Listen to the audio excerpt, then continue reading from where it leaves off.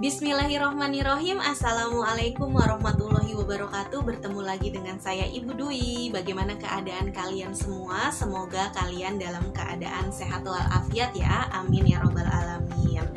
Tetap patuhi protokol kesehatan COVID-19. Jangan lupa untuk kalian selalu menggunakan masker jika keluar rumah. Kemudian tetap jaga kebersihan tangan dengan cara mencuci tangan dengan sabun. Kemudian jauhi kerumunan, kemudian jaga jarak. Setelah itu kalian bisa untuk tetap berada di rumah, jangan pergi kemana-mana. Oke, baiklah, untuk saat ini saya akan menjelaskan materi tentang struktur sosial. Dari struktur sosial di sini yang akan dibahas adalah materi tentang diferensiasi dan stratifikasi sosial. Langsung saja kita simak materi berikut ini. Struktur sosial adalah keseluruhan jalinan antara unsur-unsur sosial yang pokok, yaitu kaidah-kaidah sosial, lembaga-lembaga sosial, kelompok-kelompok sosial, dan lapisan-lapisan sosial yang ada di masyarakat. Bentuk struktur sosial itu ada dua, yaitu secara horizontal dan secara vertikal. Kalau misalkan secara horizontal itu bisa disebut sebagai diferensiasi. Kalau misalkan secara vertikal itu bisa disebut sebagai stratifikasi sosial. Diferensiasi sosial adalah klasifikasi penggolongan terhadap perbedaan-perbedaan tertentu yang biasanya sama atau sejenis. Kemudian bentuk-bentuk dari diferensiasi sosial ada diferensiasi ras, diferensiasi suku bangsa atau etnis, diferensiasi klan, diferensiasi agama, diferensiasi jenis kelamin, dan diferensiasi profesi. Kemajemukan sosial ditandai dengan adanya perbedaan berdasarkan hal-hal berikut. Yang pertama, berdasarkan ciri fisik. Diferensiasi ini timbul karena perbedaan ciri-ciri fisik tertentu. Misalnya warna kulit, bentuk rambut, bentuk mata, bentuk hidung, dan bentuk rahang. Ciri-ciri fisik seperti itu disebut ciri-ciri fenotip kuantitatif. Yang kedua, berdasarkan ciri sosial. Diferensiasi ini timbul karena adanya perbedaan pekerjaan yang menimbulkan perbedaan cara pandang dan pola perilaku dalam masyarakat. Termasuk di dalam kategori ini adalah perbedaan peran, prestis, dan kekuasaan. Contohnya, pola perilaku seorang tentara akan berbeda dengan seorang guru. Pola perilaku seorang dokter akan berbeda dengan seorang arsitek. Yang ketiga, berdasarkan ciri budaya. Diferensiasi budaya berhubungan erat dengan pandangan hidup suatu masyarakat menyangkut nilai-nilai yang dianutnya, seperti religi, sistem kekeluargaan, keuletan, dan ketangguhan. Hasil dari nilai-nilai yang dianut suatu masyarakat dapat kita lihat dari pakaian, adat istiadat, bahasa, kesenian, arsitektur, dan agama. Diferensiasi ras. Ras adalah kelompok manusia yang memiliki ciri-ciri fisik bawaan yang sama. Apabila kita menyebut satu kelompok ras tertentu, maka ciri yang kita kemukakan adalah ciri fisiknya, bukan ciri budayanya. Secara garis besar, manusia dibagi dalam 3 kelompok ras utama, yaitu yang pertama ras Mongoloid, berkulit kuning dan coklat, ras Negroid, berkulit hitam, ras Kaukasoid, berkulit putih. Diferensiasi suku bangsa atau etnis. Suku bangsa merupakan hasil dari sistem kekerabatan yang lebih luas.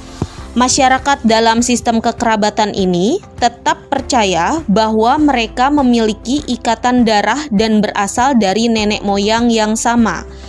Jumlah suku bangsa di Indonesia saat ini sulit diperkirakan. Tiap peneliti memiliki perbedaan pandangan dan data tentang jumlah suku bangsa di Indonesia. Menurut C. van Vollenhoven, jumlah suku bangsa di Indonesia adalah 316. Sedangkan menurut Prof. Dr. Konjaraningrat ada sekitar 119. Suku bangsa di Indonesia secara garis besar adalah sebagai berikut. Di Pulau Sumatera ada suku bangsa Aceh, Gayo, Batak, Mandailing, Medan, Padang, Minangkabau, Bengkulu, Jambi, Palembang, Melayu, Engano, Mentawai, dan Nias. Di Pulau Jawa ada suku bangsa Sunda, Jawa, Tengger, Madura, Bawean, Tambur, Banten, dan Betawi.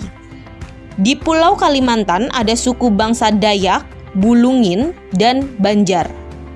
Di Pulau Sulawesi ada suku bangsa Bugis, Makassar, Luwu, Mandar, Toseko, Banjau, Sangir, Toraja, Toli-Toli, Minahasa. Keanekaragaman suku bangsa di Indonesia juga menyangkut keanekaragaman budaya. Hal ini meliputi perbedaan adat istiadat, religi, bahasa, dan kesenian. Namun, tidak ada perbedaan fisik yang besar antara suku-suku bangsa di Indonesia. Hal ini disebabkan oleh kesamaan ras, amalgamasi atau kawin campur, dan migrasi penduduk. Meskipun suku-suku bangsa ini tinggal berjauhan dan memiliki banyak perbedaan, mereka mempunyai persamaan berikut. Dasar kehidupan sosial yang sama berdasarkan asas kekerabatan atau kekeluargaan, asas yang sama dalam hak atas tanah atau hak kepemilikan tanah, asas persamaan dalam hukum adat, memiliki suatu bentuk perserikatan dan bentuk hubungan yang tidak dibuat tetapi terjadi, yaitu lembaga adat istiadat penduduk asli. Diferensiasi klan. Klan sering juga disebut kerabat, keluarga besar, atau keluarga luas.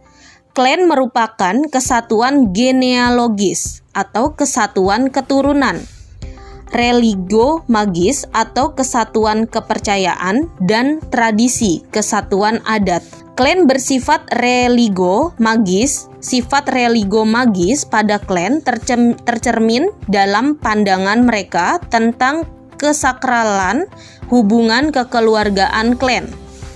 Hubungan sakral tersebut ditandai dengan loyalitas mereka terhadap tradisi leluhur. Misalnya pada masyarakat Batak, apabila ada kelahiran, perkawinan, atau kematian, semua anggota semarga atau klan mempunyai tanggung jawab melaksanakan upacara adatnya. Untuk itu, biasanya diadakan pertemuan anggota klan. Dalam masyarakat Indonesia, terdapat dua bentuk klan utama, yakni klan atas dasar garis keturunan ibu dan klan atas garis keturunan ayah. Klan atas dasar garis keturunan ibu atau matrilineal antara lain terdapat pada masyarakat Minangkabau. Nama-nama klan di Minangkabau misalnya Caniago, Piliang, Koto, Sikumbang, Melayu, Dalimo, Kampai, dan Solo. Masyarakat Ngada di Flores juga menganut sistem seperti ini. Yang kedua, klan atas dasar garis keturunan ayah atau patrilineal. Antara lain terdapat pada masyarakat Batak dengan sebutan marga. Marga Batak Karo antara lain adalah Ginting, Sembiring, Tarigan, Perangin Angin, Sinuraya, Barus, dan Tambun. Batak Toba antara lain adalah Siregar, Simatupang, dan Nababan. Batak Mandailing antara lain adalah Nasution, Batubara, Harahap, Rangkuti, dan Daulay. Diferensiasi agama. Manusia memiliki kepercayaan atau agama yang berbeda-beda. Keyakinan ini berkaitan dengan pengalaman hidupnya. Atas dasar itu, kita tidak dapat menyatakan bahwa kepercayaan atau agama lebih baik dari kepercayaan atau agama yang satu yang lain. Di Indonesia, kita mengenal agama Islam, Kristen, Katolik, Hindu, Buddha, dan Konghucu. Di samping itu, ada pula aneka kepercayaan lain seperti Kahangiran, Parmalim, Kejawen, dan lain-lain. Dalam perkembangannya, agama memengaruhi masyarakat. Sebaliknya, Masyarakat juga memengaruhi agama sehingga terjadi interaksi yang dinamis. Diferensiasi jenis kelamin. Walaupun tidak tepat diklasifikasikan atas dasar tingkatan laki-laki pada lapisan atas dan perempuan pada lapisan bawah, dalam masyarakat tertentu, jenis kelamin juga menentukan tingkatan seseorang. Misalnya pada masyarakat patrilineal, laki-laki umumnya menduduki posisi lebih tinggi daripada perempuan. Hal ini biasanya berkaitan dengan hak dan kekuasaan. Pada masyarakat Manggarai atau Flores, misalnya pembagian tanah warisan hanya diperuntukkan bagi anak laki-laki. Karena itu, anak laki-laki sering disebut sebagai atawan, orang dalam, sementara anak perempuan dianggap sebagai atapeng, orang luar, yang harus mengikuti suaminya. Demikian halnya dalam aspek kekuasaan pada masyarakat Manggarai. Jabatan kepala adat atau tua golo hanya bisa ditempati oleh laki-laki. Diferensiasi profesi. Diferensiasi profesi merupakan pengelompokan masyarakat yang didasarkan pada jenis pekerjaan atau profesinya. Profesi dalam kehidupan sehari-hari sering disebut dengan pekerjaan. Profesi biasanya berkaitan dengan suatu keterampilan khusus. Misalnya, profesi petani memerlukan keterampilan khusus, seperti membajak dan memilih bibit unggul. Perbedaan profesi biasanya juga akan berpengaruh pada perilaku sosialnya. Contohnya, perilaku seorang tentara akan berbeda dengan seorang guru ketika keduanya melaksanakan pekerjaannya.